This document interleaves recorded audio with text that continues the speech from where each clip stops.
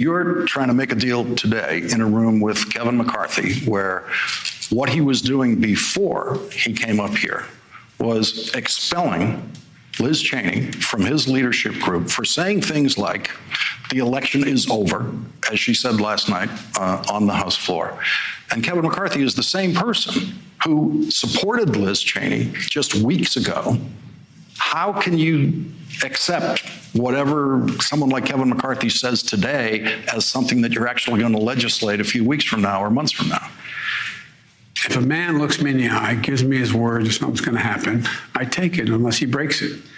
He may have broken his word to somebody else, but to me, has he made that deal? Has he made it? We're nowhere near having made a deal. We agreed that we should try to get a bipartisan agreement. But the Liz Cheney McCarthy thing is above my pay grade. I mean, I have enough trouble figuring out my own party all the time, let alone the Republicans. Are you shocked that there's just, at this point, one member on the Republican side of the House who was willing to stand up last night and say things like, the election is over, and if you don't believe in the outcomes in our courts, you are an anti-constitutionalist on the Republican side? That's what her fight is on the Republican side of the House of Representatives. I think I heard Kevin McCarthy say today, Biden's a duly elected president. He did. This is the experience I had working with you in the Senate. I have to let the audience in on this. We've known each other 25 years. And when we were working together in the Senate, what I always saw is you take the most positive thing someone says in your direction and try to work with that tomorrow. And you try to ignore anything that isn't part of what you're trying to work with tomorrow. Is that the way you're doing this job? As Pat Moynihan once said to me, Joe, I'm not sure you're Irish. You don't hold a grudge. Exactly. That's right.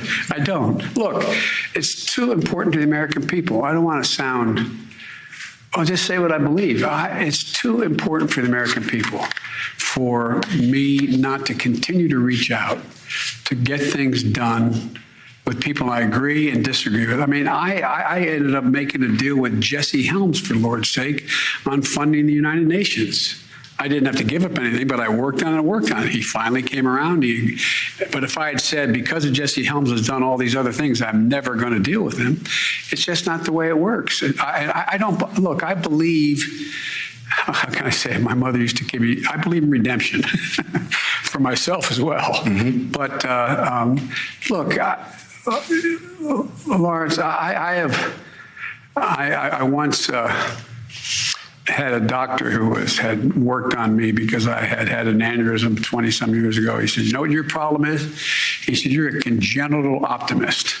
Well, I am, because I know the American people. The American people are optimistic. American people never, ever, ever, ever, ever give up. Never. Not once in our history did they give up. And I have faith.